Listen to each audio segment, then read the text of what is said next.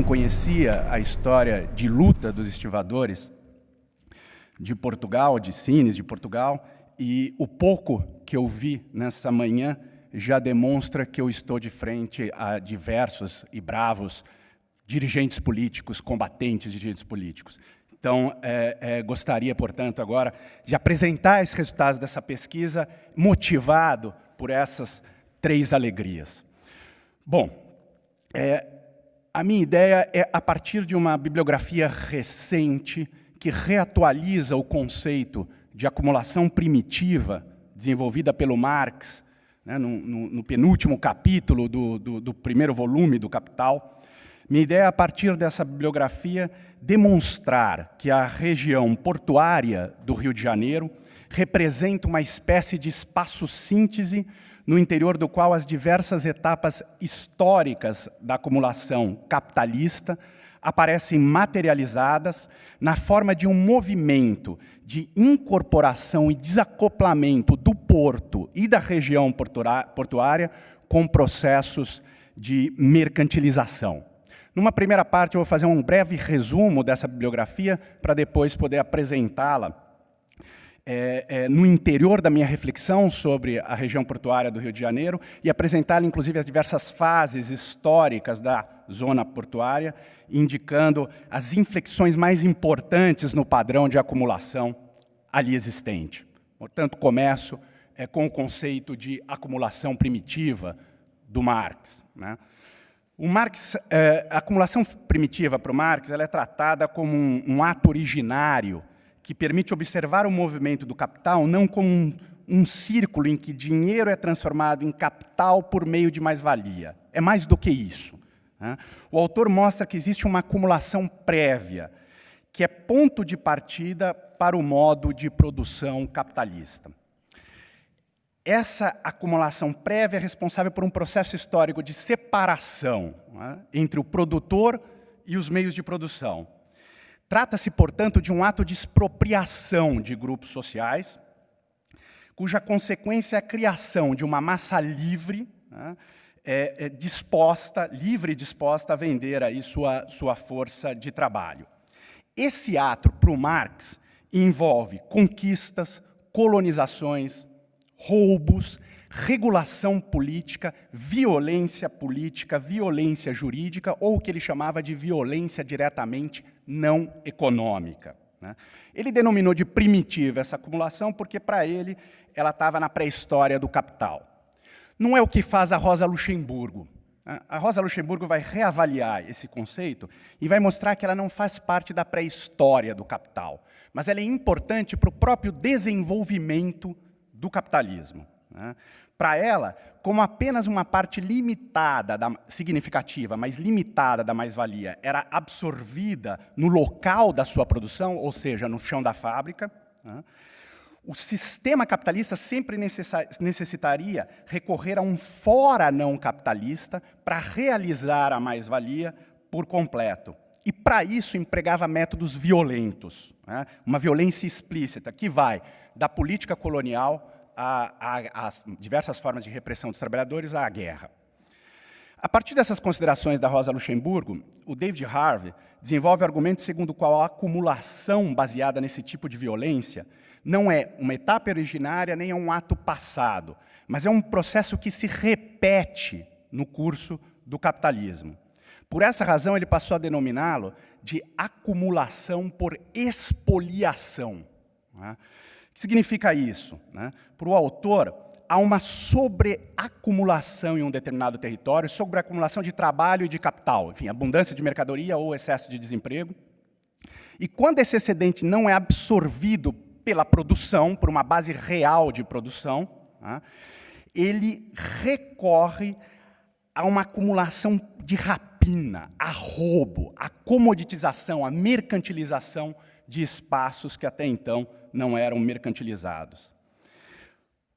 O passo seguinte que esse conceito sofreu vem de um sociólogo alemão chamado Klaus Dürre, que vai afirmar, a partir de toda essa lógica, que o capitalismo funciona com base em uma dialética dentro-fora, segundo a qual os limites de sua capacidade interna de acumulação exigem sempre a expoliação, o roubo de um fora não capitalista. E é uma equação que só se fecha por meio de violência política, por meio de violência jurídica e por meio de violência física. E quais são os principais mecanismos dessa violência do ponto de vista do direito? Quando Marx apresenta o conceito de acumulação primitiva, ele chama atenção para o caráter do direito penal, para o direito criminal nesse processo. Quando ele tratou da usurpação violenta da propriedade comum na Inglaterra, o Marx verificou que ela foi atravessada por legislação criminal, pelo que ele chamava de leis sanguinárias, né? E essas leis operavam paralelamente à expropriação dos camponeses. À medida que eles eram expulsos, eles se encontravam completamente livres, mas não automaticamente absorvidos pela economia industrial. O direito penal, portanto, o direito criminal, cumpre o papel de disciplinamento da força de trabalho. E, mais recentemente, o David Harvey vai apontar um outro instrumento jurídico-político para isso, que está relacionado com o regime de acumulação financeira, né? Caracterizado pelas políticas neoliberais, todas as ações do capitalismo financeiro para remercantilizar o público foram desenvolvidas por meio de intervenções regulatórias, intervenções estatais. Por isso é uma grande retórica de falar em Estado mínimo. O Estado nunca teve tão grande, com tanta regulação jurídica como hoje. E é justamente essas regulações jurídicas que viabilizaram a expropriação por privatizações e construíram a massa de precarizados. Essas ações de financiarização dos bens públicos são possíveis por causa de um desenho jurídico específico, as parcerias público-privadas. Parcerias público-privadas e direito criminal formam a grande fórmula de repressão, de violência que viabiliza essa expansão do capitalismo para um fora.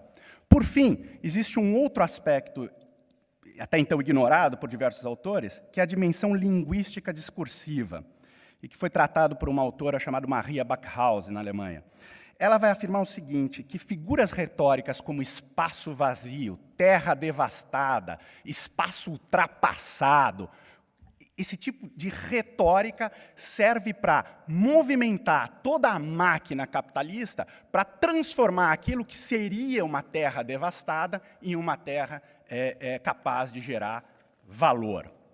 Bom, minha ideia é pegar todos esses conceitos e aplicá-los agora no desenvolvimento histórico do Porto do Rio de Janeiro. E eu começo pela primeira etapa histórica, a da acumulação primitiva, que vai do século XVII ao XIX. Evidentemente, eu vou fazer uma simplificação dessa histórica. Mas a primeira função exercida pelo Porto do Rio foi a de integrar o Brasil como colônia portuguesa à economia global. O porto funcionava como um elo que ligava o espaço da acumulação primitiva ao advento do... Pode deixar. Ok. Então, permitia ligar o espaço da acumulação primitiva ao advento do capitalismo. O porto se origina, portanto, dos interesses portugueses que, em razão da geografia da Baía da Guanabara, escolheu aquela região como o principal escoradouro do ouro saqueado em Minas Gerais no século XVIII e como espaço para comércios de bens e escravos. O espaço físico do porto está extremamente ligado a esse processo de acumulação. E o primeiro momento que se pode constatar isso é no início do século XVIII. É possível constatar o primeiro grande aumento do movimento do Porto do Rio. Tal movimento levou o governador Rui Vaz Pinto a editar uma ordem legal que determinava o emprego de escravos negros na carga e descarga dos navios.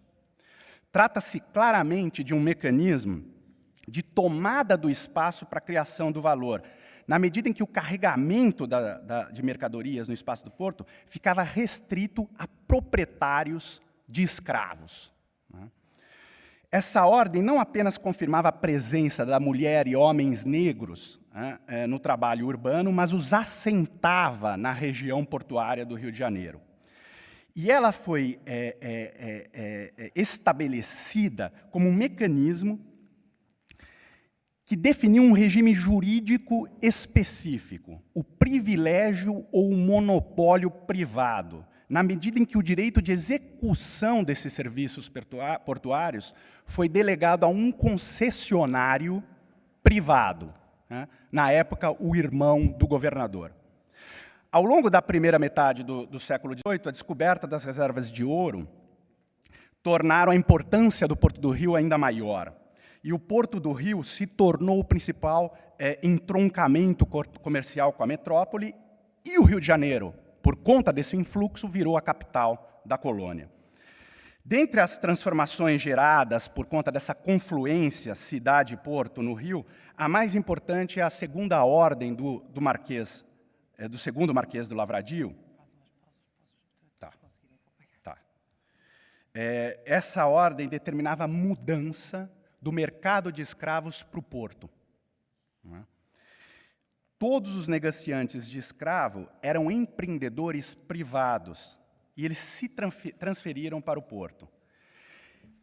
Nesse momento, a expoliação estimulou agentes econômicos autônomos. Para viabilizar a circulação do fluxo de seus negócios e capitais, foram feitas diversas obras urbanas na região portuária. Foi o maior mercado de escravos do Brasil e um dos maiores do mundo. Por volta de 1 milhão de mulheres e homens sequestrados da África passaram pelo porto do Rio de Janeiro. Ao lado desse dinamismo, foi desenvolvido técnicas de repressão e disciplinamento da população negra no porto do Rio de Janeiro, para disciplinar essa população que chegava como força de trabalho. Uma dessas técnicas foi o estabelecimento do cemitério dos chamados pretos novos, aqueles escravos recém-chegados. Ele funcionou de 1772 a 1830. Serviu para sepultamento de africanos que entravam na Baía de Guanabara. Era administrado pela igreja, e recentes pesquisas mostram que tinham mais de 20 mil corpos naquele cemitério. Ao lado do cemitério, a coroa portuguesa determinou que o hospital de escravos fosse construído pelos 3 principais traficantes de escravos do período. E esse processo se dava com base numa parceria público-privado, lato sensu. Se concedia a possibilidade de prestação de serviço de saúde aos traficantes, e os demais traficantes eram obrigados a pagar por essa prestação, como um mecanismo de remuneração por isso. Então, nós temos que a alta porosidade da fronteira entre o Estado e os atores privados confirma que parcerias público-privadas foram fundamentais para a acumulação primitiva. Do mesmo modo, aquele espaço se transformou num longo processo de disciplinamento da força de trabalho, que era capturada e depois, moldada para desenvolver depois o trabalho escravo na lavoura. Essas práticas de cemitério, disciplinamento da força de trabalho, torturas, enfim, eram práticas brutais que se desenvolvia contra essa população, levaram à desvalorização econômica do Porto do Rio no século XIX. E isso se consolidou com a extinção do tráfico de escravos. Junto a essa desaceleração econômica, a ocupação das adjacências do porto passou a se dar por negros alforriados ou negros libertos que se transformaram nos trabalhadores de estiva da região do porto. Essa região toda passou a se chamar de Pequena África, e é o primeiro lugar do Brasil que tem uma favela. A primeira favela do Brasil existe ali. Esse processo de favela, Pequena África, desvalorização econômica, leva a um processo de desmercantilização da área. Na virada do século XIX para o XX, o espaço já se encontrava desvinculado da acumulação capitalista para constituir-se como um estoque de possíveis ativos a serem reintegrados pelo capitalismo. A zona portuária participou da nova fase de expansão do capital exigida agora nos termos da demanda do capitalismo industrial. E agora eu falo da repetição, da acumulação primitiva no capitalismo industrial a partir do porto. Duas políticas foram fundamentais, uma do presidente da República, na época, Rodrigues Alves, outra do prefeito do Rio de Janeiro, Pereira Passos. A primeira buscou modernizar os serviços portuários e ampliar a capacidade tecnológica do porto. A segunda, renovar uma renovação urbana de toda a área com revalorização dos imóveis, através de imposição de medidas sanitárias e urbanísticas. Essas duas ações se limitavam a um lado disciplinador e repressor ao proibir drasticamente a organização dos trabalhadores portuários, as práticas religiosas ligadas ao candomblé, que eram muito fortes nessa região do Rio de Janeiro, e a música e ao samba. Foi nessa região onde nasceu o samba, nessa região do Porto do Rio de Janeiro. E é muito curioso como a organização dos trabalhadores e essa produção cultural ela nasce interligada. São as associações dos trabalhadores do Porto que se convertem também em blocos de carnaval. São essas associações dos trabalhadores do Porto que promovem o samba. Então, você tem um florescimento cultural de toda a região. O problema é... 5 minutos. O problema é que toda essa região, com o passar do tempo, com a mudança da política industrial brasileira, vai ser abandonada. Novos portos no Rio de Janeiro vão surgir, como o Porto de Santos, e a atividade portuária do Rio de Janeiro vai perdendo a sua importância. E durante todo o século XX, todo esse processo adentra numa nova fase de desmercantilização.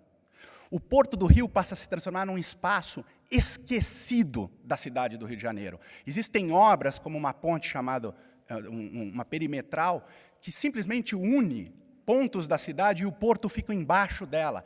Quer dizer, o porto se transforma numa área degradada, desvalorizada do ponto de vista econômico. E é assim que o porto chega nos anos 1990. A perda do interesse da zona portuária foi revertida nas últimas 2 décadas através do aumento da procura de imóveis na região central pelas classes abastadas. Este novo interesse dos incorporadores imobiliários pela área portuária é condição necessária para o modelo de reforma urbano que foi proposto pelo atual prefeito do Rio de Janeiro, chamado Porto Maravilha. Automaticamente, a esse processo, tem o que restou de atividade portuária no Rio de Janeiro, privatizações e precarização dos trabalhos. Mas o mais relevante é esse projeto Porto Maravilha. O que consiste esse projeto? Aspas, como mesmo afirma o prefeito do Rio de Janeiro, recuperar a vocação residencial do Porto do Rio de Janeiro.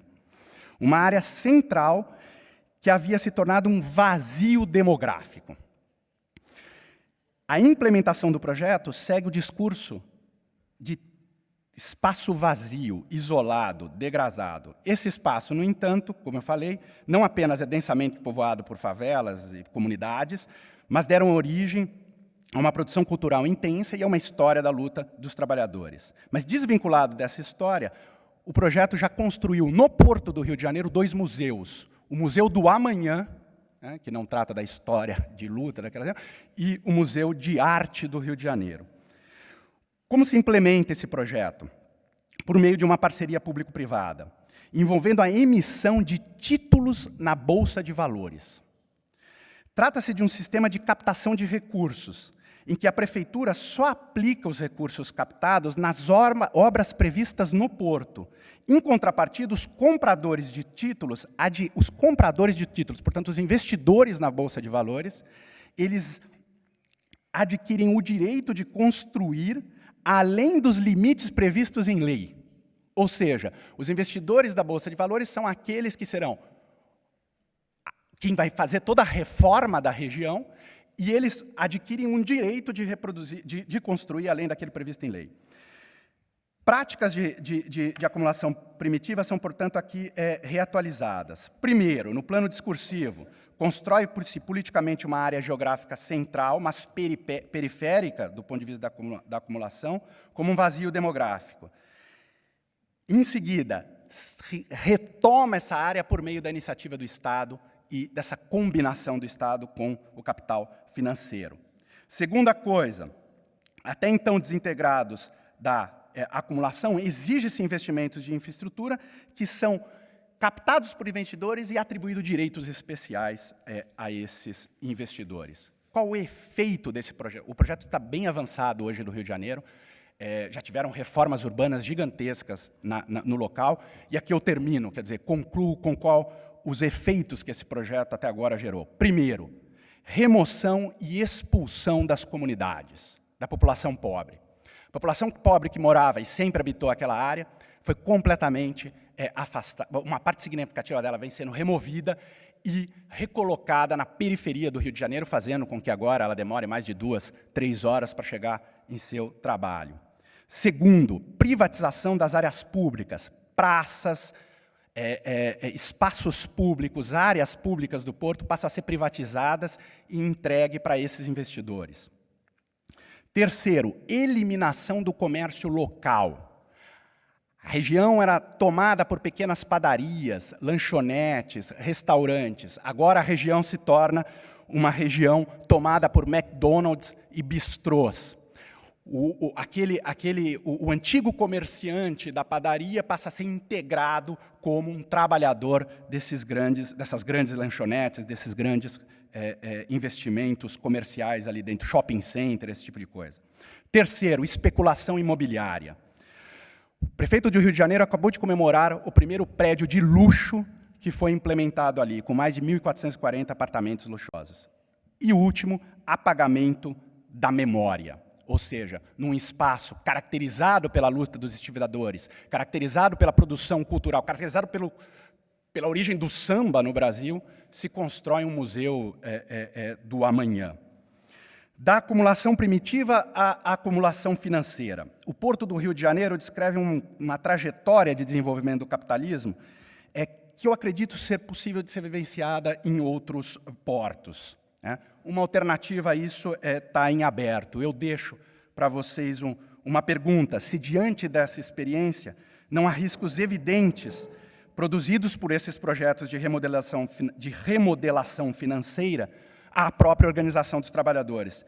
E, portanto, se não é necessário incorporá-las numa agenda de lutas e numa agenda de confrontamento. Muito obrigado e desculpe por estourar o tempo.